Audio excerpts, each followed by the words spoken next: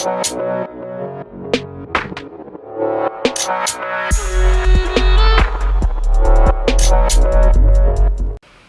guys and welcome to the channel, Bibarol here. In today's video I'm coming to you with another PvE build, best of all, which I think the best build for Elementalist. And this build is kinda special in a way to me because it is one of those builds that have everything. Like support there, tank there, damage still there, range, melee, everything there. Range even without projectile since it's like fire use there. So it is really good. It is, in my opinion, how you wish this magical style of druid in PvE was. It is really tanky. Have a pet, which is this thing that you can support, heal, count on. It can tank for you, but you don't even need it. Like, you get the use of the pet, but you don't necessarily need it.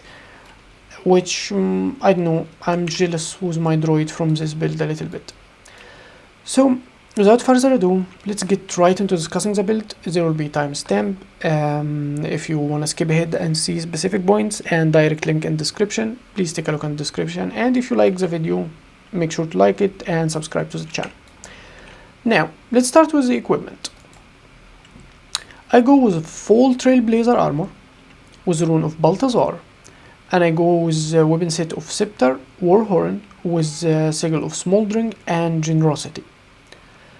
On the other set you can have double dagger if you want, just for the variety, if you ever are just milling or something, but you can use the sigil of Corruption, so you would increase your condition damage by 250, just permanent. So you get it from the other weapon set or whatever, even if it's identical. You don't have even to use daggers. You can have two of the same weapon, or at least one of them, like an extra Warhorn or something, to carry the sigil of Corruption, and it will increase your damage by a lot without even losing anything. Since Elementalist can keep the Corruption stack, but it doesn't change weapon in combat, so in this way you're just bumping yourself up a bit. Now for my trinkets, I go with a mix of Trailblazer and Dire. So all Trailblazer except my accessory, they are Dire, because I don't want to get condition duration higher than 100%, that's a waste, it doesn't work. So I got it end up as burning 97% and bleed 47%. And stop there. So it's like an adjusting. I want all the condition duration I can have, but not breaking the threshold of 100%. Now for the build itself, I go with Water, Earth and Tempest.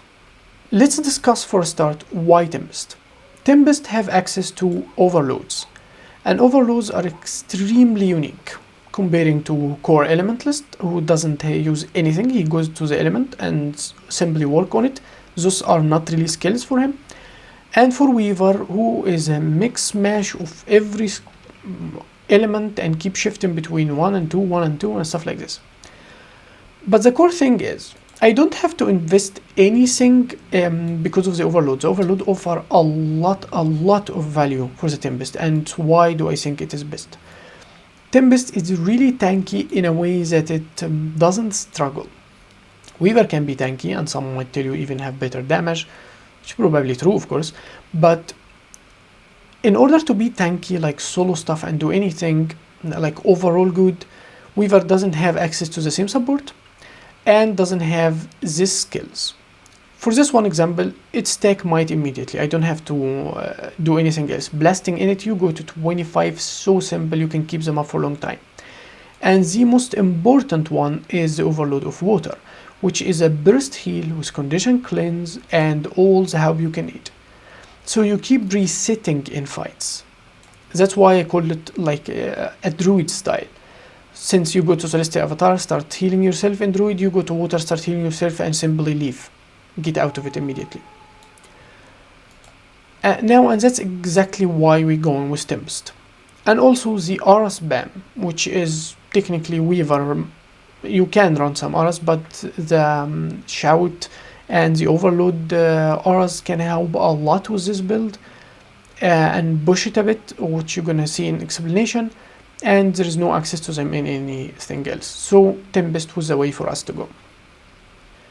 And also protection even reduce damage by 40% instead of 33%, and we can have many sources to have it also, like the Warhorn itself.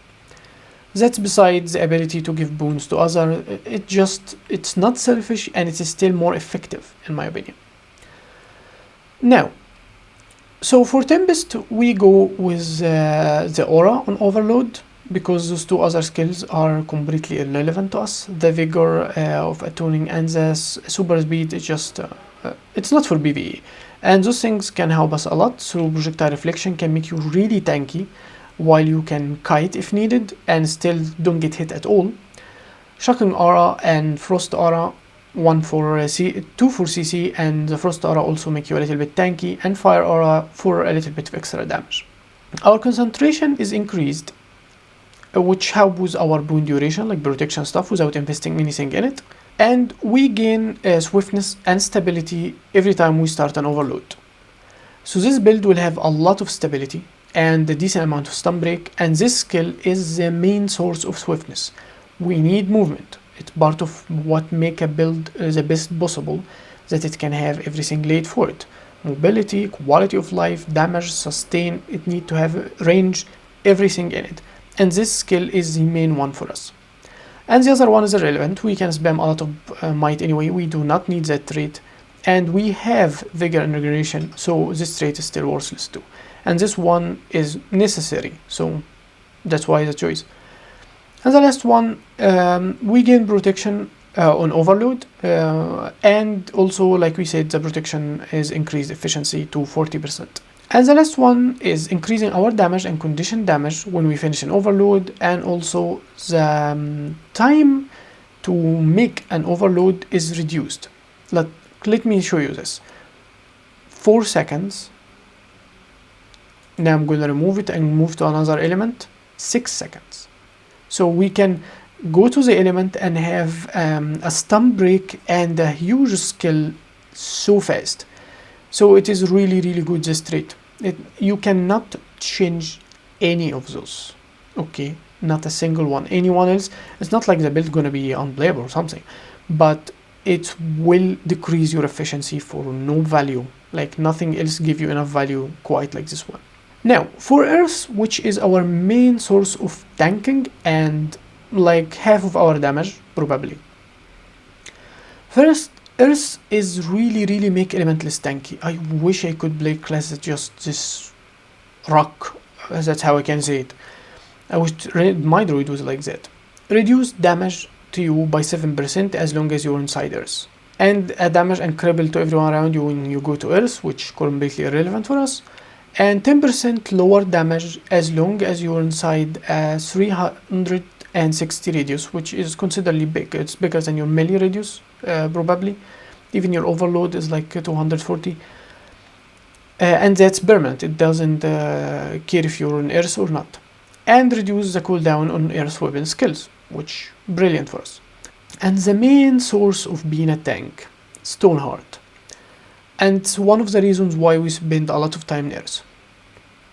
For a start, I said Earth and how it works in generally can offer almost half of our damage, or at least a third. So it is part of our damaging rotation, like the normal fight style. And in Stoneheart, as you see, we already lost 7% damage done to us, 10% damage done to us, a lot of protection, which means another 40% damage to us, lowered. And Stoneheart prevents a critical no matter how high it can get. And this is why this build can feel like a rock, a solid rock. Now, for the other two traits, we go with something that actually damaging. Now, you cannot change Stoneheart because the survivability gonna be significantly decreased. I mean, you're gonna feel it. Some fights gonna be difficult, and the idea is you're a tank and you can heal. But if you're not a tank, your healing is not enough. I know it can be tempting to take crit in stone since you have the permanent signet, but one is for critical and it is worthless for us, and the other one is for healing, but we never need it anyway as long as we're running this. You will never use the healing skill. So the last trait would be a condition tank style, and again, tanking damage is way better than tanking condition PvE, and we're running ways to fight against condition, so Stoneheart is stuck with us. Now for the two traits else in Earth are damaging ones. This one is more of a survival and we don't need it, and the last one is really good in survivability, and again we don't need it. So if you don't need survivability, if you reach this sweet spot, you always goes damage, especially you don't need to sacrifice damage. So bleeding you inflict have increased duration by 20% and do extra damage to bleeding foe, which is irrelevant to us. But in this way I was able to increase my bleeding duration up to 47% through only Trailblazer. And you can increase it even further if you don't care of fighting against condition, like with generosity, but believe me, you need it. You need condition cleanse. You can't be careful enough. So generosity barely push you a little bit. But you can use Sigil of Agony, which will increase your bleeding significantly. Now the last trait is gain condition based on toughness. 10% of your toughness turn to condition damage, and every 3 seconds if you apply Immobilize to your enemy, it will apply this amount of bleeding. We have 3 ways to apply Immobilize normally in this build, which is Glyph of Elemental. The skill he possesses apply Immobilize on 5 targets around him, and they will all get triggered by the bleed. And also the Overload of Earth, once it's done, it apply storms that goes around you that cause Immobilize, so it can trigger it. And Aftershock, the Shout skill, apply and Immobilize in the blast. Like as you see, it triggered twice. The first apply Magnetic Aura and Protection to everyone around you, and the second is the Blast finisher, which apply Cripple and Immobilize. Which that means this skill now is a part of our DPS. It causes damage actually. Lastly, for water, which is a main source of sustain, as I said, sustain on this build is actually part being a tank and part that you can even heal after that. So the heal come from here. The minor skills are Soothing Mist, which is a really beautiful skill. You constantly heal like a regeneration to everyone around you. Every 3 seconds it can apply, and it apply for 10 seconds, which mean even when you leave Earth, you still have some healing done to you. And also we go with Soothing Power for it to increase its effectiveness by 100%. So originally it healed for 800, but this way it healed for 1k600. And once we enter water, we heal everyone around us for 1k300. And also healing to other is increased, and water weapon skill gain reduced recharge, just like the Earth one for weapon skills. And this healing to others effectiveness, I don't think it really matters to us, but it can help this thing, I guess. And it's a minor, it's not a choice. So for our choices, this one good for some conditions, this one for power play, and we go with this one, Soothing Ice. Every 20 seconds when we get critically hit, we have regeneration and Frost Aura for 4 seconds. Remember we said in Earth we cannot be critically hit, but once we leave Earth for fire for damaging or for water for healing, we can be critically hit. That means we get a spike of healing immediately. The immediate healing once we go to water, and the healing skill we start applying, and we will be critically hit, so we start having regeneration. And also we can apply regeneration to ourselves from those both skills to have overall constant healing. Even once we leave water, we still have a little bit of bush when we get damaged and still heal through it. And also we can apply this skill for the massive heal and another Frost Aura again, and that can be really helpful. And also we have Soothing Mist that will be stacking a little bit and staying with us after we leave water. So after we leave water, we still have regeneration and a Soothing Mist for a little while, and the Signet keep healing us all the time. It doesn't matter which element we are in anyway. And we have a food that even regenerates, so a little bit by little bit we heal constantly all the time. That's why in easy fight you will never even go to water probably. The second choice, we go with Cantrip Support. This trait lowers the duration of cooldown, the cooldown that required for Cantrip skill, because we use one of them by 20% and give us vigor and regeneration on it. Which is really decent to have regeneration even without entering water, even if it's just a little bit. With the signet, with the food, you can have a little bit of bushes to heal you. So as much as possible, you don't need to go to water. You can immediately swipe between water and another element for a single cast of a skill to heal, but this way is even better. And both other skills are one can be useful for condition better, and the other one is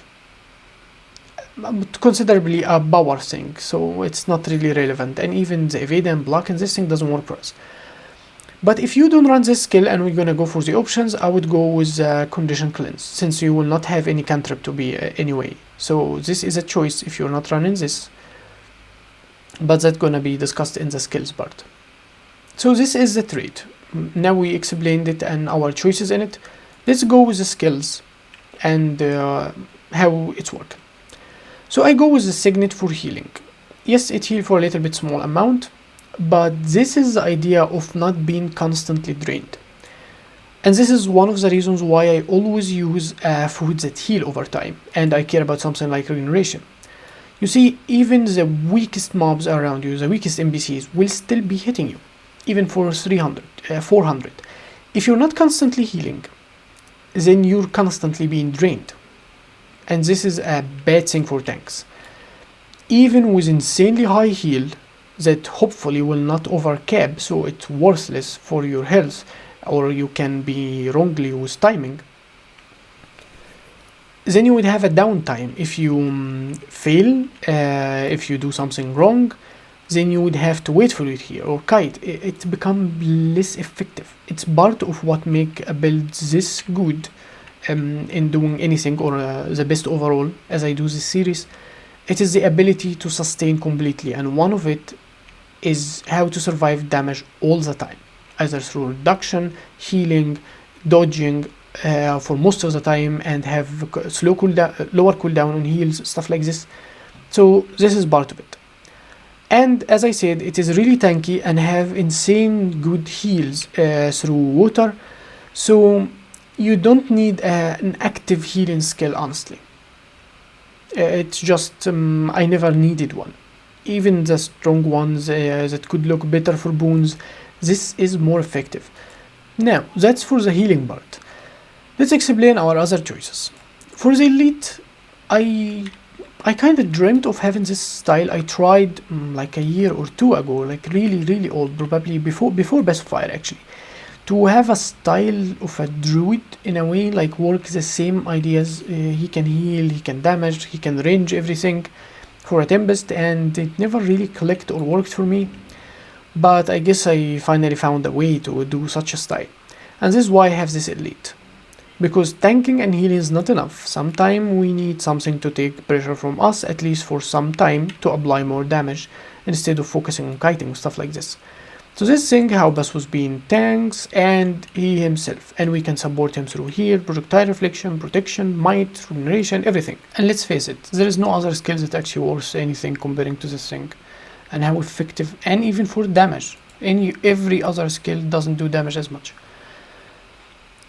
So for the rest of those skills, now this one is the best option, and can be probably even the only option that offers the spike in damage that we need, which is a huge burst AoE, like a spike in damage that we start fight with.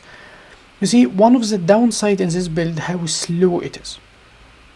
Your auto attack take 1.5 seconds. This skill take double casting, because you build it up and then release it. This one is even in multiple pulses, and the overload take forever. It's like 4 seconds or something like that. So the build feels slow even with the build-ups, and most of its damage take a lot of duration, like a lot of time. 14-second bleed, 11-second bleed, even some of the burning 19 seconds. So this skill offers 4 stacks of burning for a considerably really high burn damage. So that's why it is really perfect, and it has even the lowest cooldown. So this skill is great for damage and can be casted from very far, farther even than our weapon set.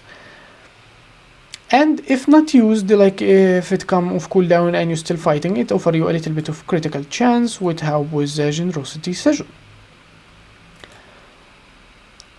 And this option is, as I said, it make you tanky because it gives you protection and magnetic aura to you and the thing you summoned or the people around you up to 10 targets.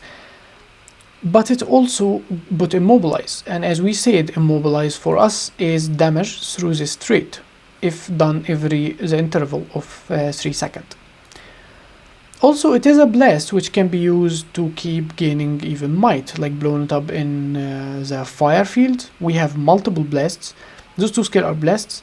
This one is blast, and Earth 4 is blast. Now, for the last skill, Armor of Earth. This skill is needed for tanking and how the playstyle feel. You can have a little bit of stability on every overload, but this thing keep you even more comfortable with it. And as we said, it became a source of regeneration and vigor without even going to water. We have vigor on Phoenix too on fire, but the more the merrier. I mean, there is a cooldown delay in both, so we can simply have more. And the really long protection with stability is just perfect. And as overloads are all stun break, but let's say you're on Earth and you used your overload for damage. The only way to stun break now is to go to another element and wait for the 4 seconds before you can use the overload, which a little bit of a problem and inconvenient, especially if you were too patient and let your health drop a little bit down more than you should. So having an extra stun break here and even the stability to help and be able to spam it is just beautiful and put you in the exact sustain that you need. Lower than this, by removing this, would make you feel a little bit squishier than you should. But you can. If you did, you would go to this one for better against condition, and you're gonna be needing to heal more anyway, so you would go to water a lot. Like you would keep rotating at least inside water and out just for this little bit of sweet healing and the condition cleanse, because you don't have cantrip anymore. And I would go for something now for better damage. So you can remove it for even part of survivability if you want a strong cleanse and damage at the same time. So this can how your build look at some point, but you don't have the stun break, keep that in mind. And you can have a stun break that do damage, which is this skill, the glyph. And I would use this in fire actually because of the higher damage. I wouldn't use it in bleed if possible. I wouldn't use it in earth, I mean. However, you can also go for higher damage even than that by using this skill instead of the other glyph, but now you don't have the stun break. But this one at least AoE, so it is really insane. You will cleave everything around you. And you can also go with Signet of Earth, which will give you a little bit of push on the CC even because of the immobilize. And some people would like to have an extra elemental, which can be incredibly useful. But like I said, I'm going with this all the time, and I never even needed a better condition cleanse that I have now. So it is really up to you, but this is how I run my build. Now for the food, I used, like always, you probably got bored with this part if you've been following me for a while, but like always I use tropical peppermint cake because I like to use food all the time. It is a really cheap resource, it boosts your character a little bit, and a tanky build that have a constant regeneration through food, it is just insane. In 10 seconds this thing heal for 850. In 1 minute this thing became by 1000, which really nuts in long fights like bounties and stuff like this. And I use compact quality tuning crystal from World vs World to gain condition damage from my vitality and toughness. So these things both are so cheap for me, it is just an extra stat. Now let me explain a little bit about the rotation. Or how do you build this build? Do you play this build? For how the rotation work extremely effectively, you would need to start in Earth and summon the glyph elemental. And I would keep something in mind. If you ride a mount, this thing die It doesn't like the minions from Necromancer, they don't disappear and appear after you dismount. It's completely die, it goes on cooldown. So keep that in mind. Summon it only when you're entering a fight, like using a skill, not just summon it and walk away. Now you would look like this, and for the perfect rotation you would go to fire. You would start your fight in fire. Normally this is not really effective in solo content, because that means you start by taking damage. Fire does not give you stone heart, so at the start of the fight you spend a lot of time, more than usual, without even getting a little bit on the tanky side. But it is still possible through, for me, like entering the fight and just auto attacking from far and immediately triggering something like this. Or if we are melee, like I dismounted and I then used summon this thing, then I would give him and me the protection, or use his one with a 3-second separation, so the immobilized trait trigger on both skills, not just one, and start fighting normally. Now, let's say I summoned it on earth and started on fire, to explain the normal rotation that the fight just move to normally. Because if you start on earth, this will not be possible, so you would have to wait for cooldown. But I start with the signet, and then his skill to trigger the immobilize and give us both protection. And then I go with this fire field, apply 2 blasts in it, and then go Z. Once I finished, I go with another blast, this one, and the extra blast. I switch to earth and trigger skill 4 for the blast, and then skill 5, sorry. I use this one, and this will be off cooldown. I use them both, and then go to overload earth. I'll just keep casting auto attacks. If I need, I would use this skill. I'll go to fire again. Auto attack with only the second, it's about 1 second before this come off cooldown, and then use it. Skill 3, 4. The second will probably be off cooldown. I would use it just off cooldown, immediately use it, and use this one. After it, this would be coming off cooldown. I would use it again, trigger the blast in it, give my bit the might, go to earth and trigger another blast in it for more might, and the cycle continue. This is the DPS rotation, and it is the normal rotation use all the time. So as you noticed, it's not much of a rotation, it's more of a spam, but with few rules. The first rule, the 3 sources of immobilize you have to be 3 seconds separate. Of course, if you need it, if you just want a protection, if you wanted to have a reflect for whatever, then just use them. It's okay, your damage gonna go down, but it's not a raid. This is not a raid build. But try to keep this in mind. Separating this skill 1, 2, and 3, if you summoned it, of course, not this one, like this skill, by 3 seconds. And the second rule, try to keep your blasts, which is 1, 2, and the 2 in fire, those 2 skills, skill 2 and skill 3, keep them, use them only in a fire field to apply more might. Only if you feel like you would need more healing, or this skill already in cooldown and you just needed a lot of healing, you can go to water, you can trigger this for a water field and then apply this combo of blasting in water. You would be running a little bit in water to get all the pulses from this skill. Like when you use this skill, it make a water field that actually move in front of you like this, so you can walk in it. And if you remember, as I said, the blast from this skill happen in the second animation. It doesn't happen immediately, so keep that in mind. Let me show you. If I do this and blast in it, I don't get anything, because the blast happened when the water field walked away. And even if I do this, and just like that, I might not catch it. I did here, but sometimes you might not. So make sure you're like on the front part of it. So this is the idea, that keeping your blasts, all of them for fire, unless you need this much healing. Or if you're blasting for swiftness because you're running or something like this, you can blast in the overload, like let's say you're gathering or something and run like this between nodes. It is now lightning field, so you can blast in it actually for more swiftness. But the general idea is just focus on damage and keep your blasts in your fire field.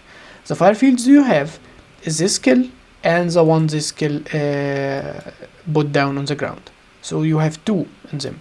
Usually this one will be used later, as we explained the rotation, so you would blast in it, just like that for more might.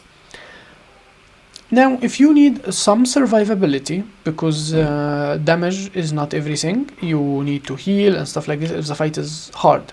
Most fight you sometimes don't even need to heal. But for soloing, for champions, for legendaries, stuff like this, you would need to heal. So how do we do that? Heal and CC, if our CC is not enough. So we switch between earth and fire as I explained for the damage rotation. But for CC, you would go like normally, you would simply apply immobilize from this guy, and apply immobilize from this, and apply immobilize for this, and all that will be constant and rotate after each other to break the defiance bar. And you can go to lightning, apply skill 4 since it bolt targets and give you swiftness, and immediately go to water, use those two skill because this one is a knockback, so it would actually help boost breaking defiance bar a bit. The only skills I would use in water are those two right after each other, either running from the enemy or to his face to break his defiance bar. So if I need to heal and kite, I would be running away or I would be running toward it.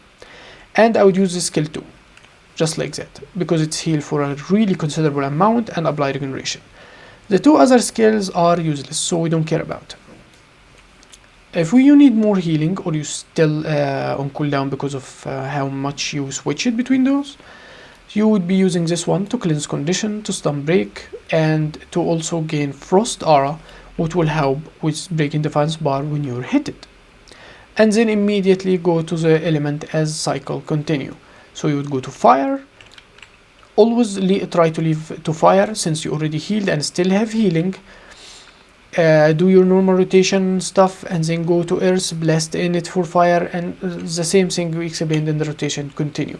So you only add lightning and water when you need to break defiance bar. If you don't need breaking defiance bar at all, you could still use them, but they will like you could, if you need healing, you go to water only, but you could still go to lightning for just the swiftness if you need. But I wouldn't recommend it. I don't go to lightning most of the time unless I'm trying to break a defiance bar. So what is the benefit or what's good about this build and what is bad? First, this build, as you probably already noticed, have everything. It have a ranger style, since it can have this thing, which is probably more effective even than a ranger bit most of the time. It have range style with a melee style through the overload, and the range doesn't harm him at all since this skill is not a projectile, only Earth's one is a projectile. And auto attacking, so it is one target, especially for Earth, and with a little small field around the target in this one, that I'm not sure even if it can hit more than one target. But you have a lot of AoE through this, through the immobilize, through skill blasts, those one, like the auto attack is not everything. And you can keep just switching between targets and stuff. It can cleave, it has no problem with separating damage. And it can have also constant healing, it's really tanky. And the projectile reflection from having 3 skills, it can do that. This one, and the aura from this one, it's just beautiful. The convenience of just doesn't caring about what the enemy does is just beautiful. And even for normal mobs, it have double blind. It's just great. And the quality of having stability all the time, like Juggernaut, close to Juggernaut Engineer, just stun break stability. It is beautiful. Now the downside. The damage of this build is decent. It's not bad. It is really good, but it doesn't scale up as good. Probably because I use exotic and not ascended with infusion. Like it does, I don't really, I never saw the full potential of the build, but it is not, it doesn't scale up as much. Like the damage is good and everything because you can stack 25 might. It's not good on its own. And when people help you and give you quickness and stuff, if you get scaled up through boons and support, there is a limit, and the first limit is you already have 25 might stack, and they were necessary as a part of how much damage you can already apply. So if you're doing everything solo and enjoying and helping other people, saving their life and killing champions and helping them with HPs and stuff or bounties, it is great, but you will not feel the beauty of high spike damage this much. And also another downside is how slow this build feel. Like, it's not in movement or anything, or how it kill, just the damage has this downsides, downtime, like you auto attack and it's a 1 second. Like your auto attack in fire is 1 second, your auto attack in earth is 1 second and a half. This skill is a double cast. No skill even half a second at this point if you're damaging. The overload take 4 seconds, which just it makes the build feel a little bit slow. It is a thing of enjoyment, I guess, but you could feel if you're into this, it would give you the feeling of playing a wizard. So my opinion on the build in generally, it is really good. It feels refreshing to actually be able to play a face roller in this way, something that can face roll and doesn't care how much things hit him, and it is really strong, not as squishy as you would think Elementalist can be. But like I said, I already gave you the downside and the good side, and I hope you give it a shot and tell me what you think. I'll be explaining a few things on the footage of me fighting. I've tried to solo bounties, legendary bounties, especially the legendary one you're gonna see. I have played 9 hours constantly, and extra 3 days trying to get a solo, and no one would let me solo it. So I would give you the best footage I would able to make, but it's just a struggle, guys, testing this thing. I may even explain a few things on the footage, so take a look, and I hope you find it helpful, useful, and subscribe, like, and share, and I will be seeing you next time.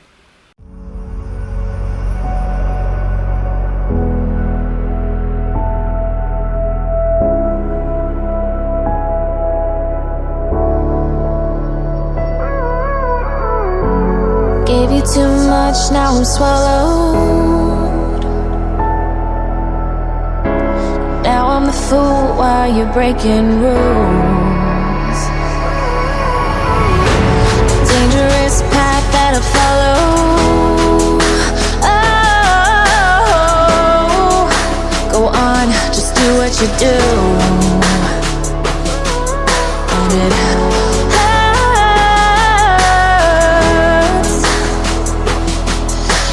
bleed for you, cry for you, oh, oh. Let me bleed.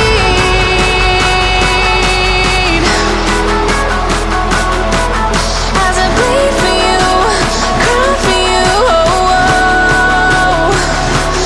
Let me bleed. Let me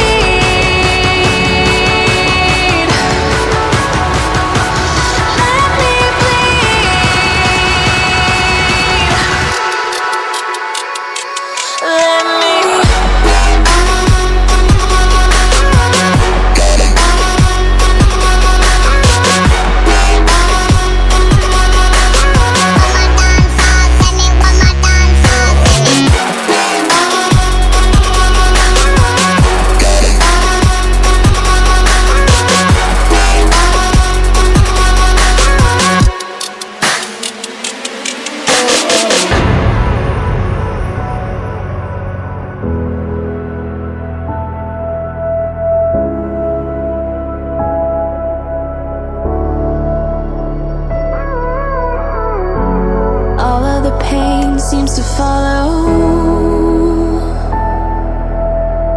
like a shadow dark and cold to the touch. Am I insane not to let go? Oh, go on, just do what you do. And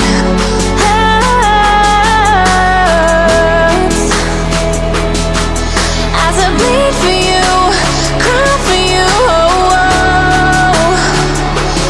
Let me bleed.